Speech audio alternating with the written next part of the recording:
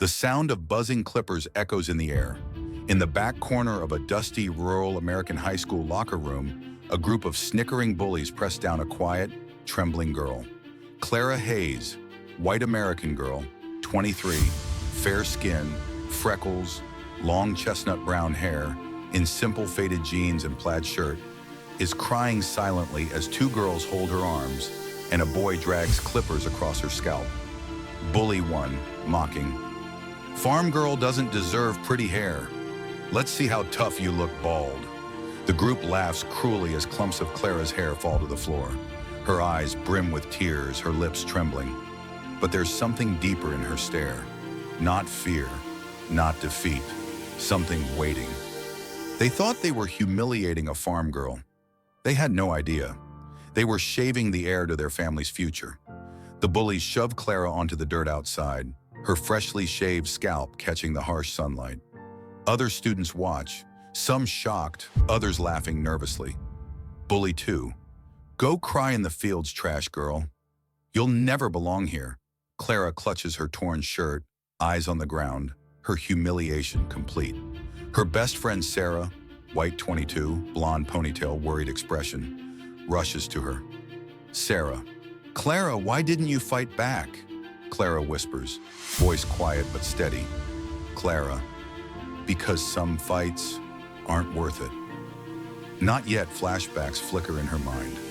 Clara as a little girl, riding on her father's tractor across endless wheat fields.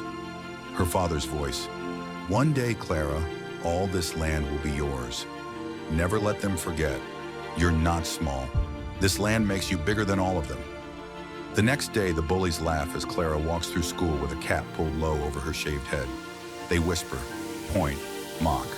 But Clara says nothing. She helps teachers carry supplies, works late shifts at the diner, then goes home to the farmhouse. At home, she walks across the land. Golden fields stretching to the horizon, red barns, cattle grazing.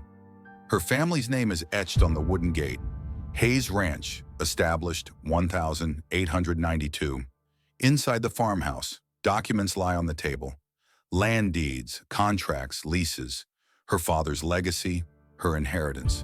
She wasn't just a farm girl. She was the landowner of half the county, and the families of her bullies depended on her. Word spreads in town. The Hayes farm is hosting the annual Harvest Festival. The whole community gathers. Food stalls, hay bales, live band, children running. The bullies arrive with their families, laughing, unaware of what's coming. On stage, the town mayor announces, Mayor. And now, welcoming the host of tonight's festival, owner of Hayes Ranch, Miss Clara Hayes. The crowd cheers. The bullies freeze. Their parents' smiles falter. Clara steps up, wearing a simple but elegant white dress, her shaved head uncovered, glowing in the evening lights. She looks powerful, dignified, unashamed. They shaved her hair, but they couldn't touch her crown. Later that night, Clara walks through the crowd. The bullies' parents approach nervously. Parent 1, respectful. Miss Hayes, thank you again for renewing our lease on the fields. Parent 2, we're grateful for your family's generosity. The bullies overhear, horror dawning on their faces.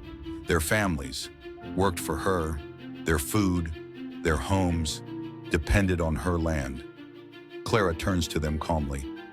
Clara, you called me trash. You tried to take my dignity, but remember this. Every crop your family harvests, every dollar you earn, grows from the soil of my home. The bullies are pale, speechless, humiliated in front of the crowd. As the festival music swells, Clara stands at the center of the farm, the crowd clapping, lights glowing. Her shaved head shines with pride, her chin raised high. She whispers softly, as if to her late father, Clara, they thought they could break me, but this land makes me unbreakable. They shaved her hair, but she grew roots deeper than they could ever imagine. In the end, the farm girl they mocked was the queen of their world.